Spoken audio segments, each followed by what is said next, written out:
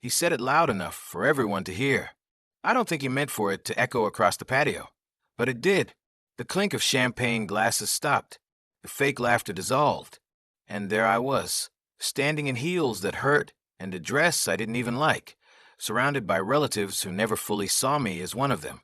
"You're just his stepdaughter," my uncle snapped, his voice laced with contempt and something else, jealousy maybe. The words cut, but not because they were new. I had heard them before, whispered behind my back at family reunions, in sideways glances at holidays, in the deliberate omission of my name in inheritance conversations. But this time it was public. It was cruel. And I had come to this anniversary party thinking maybe, just maybe, I belonged. I looked at my mother, standing stiff beside my stepfather, now husband of over 20 years. Her face was pale. My stepfather David was frozen, his hand still midair holding a toast glass. He had always tried to protect me from this kind of venom, but even he didn't see it coming tonight. The rest of the guests looked at me with pity. No one spoke. I felt a rush of warmth to my face, but not from shame, from anger. I smiled. This wasn't a version of me they remembered, some shy, uncertain girl my mom married into the family when I was 10. I was 32 now.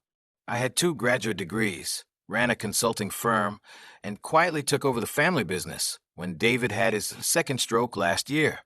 No one in that backyard seemed to know that David had legally transferred the company to me, not just out of love, but because I was the only one who could keep it afloat. The business my uncle tried and failed to run twice. Yeah, that business. So I stood, calmly.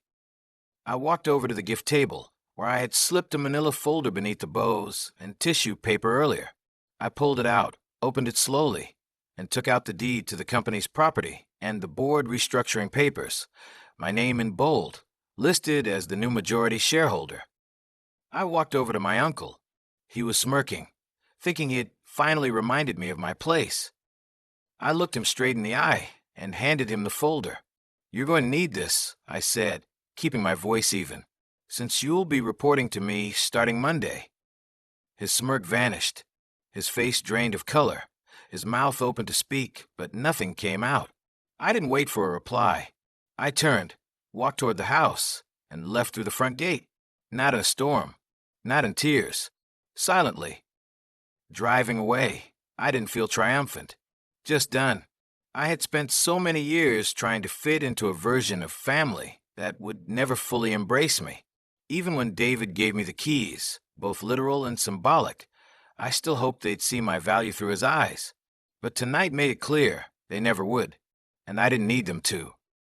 I remembered the late nights David and I spent going over numbers when the company was about to go under, how I rebuilt the digital side, streamlined operations, doubled revenue. I remembered the gratitude in his eyes when the first profitable quarter came through. "You saved my legacy," he had whispered. "You're more than my daughter. You're my future." I pulled over to a quiet park and let the tears come then, not from pain but release. I wasn't a step anything. I wasn't temporary or lesser. I was the woman who had shown up, done the work, earned the trust, and finally claimed her place, not through birthright, through grit. Later that night, David called. I should have said something, he whispered. "No," I replied. "You didn't need to. I did." There was a pause. Then he said, "You made me proud today. Not just for what you did, but for how you did it." I didn't go to another family event for a while, and honestly, they didn't invite me. But I wasn't bitter. I had my own table now. I chose who sat with me. And as for my uncle, he did show up to the office that Monday. He didn't last long.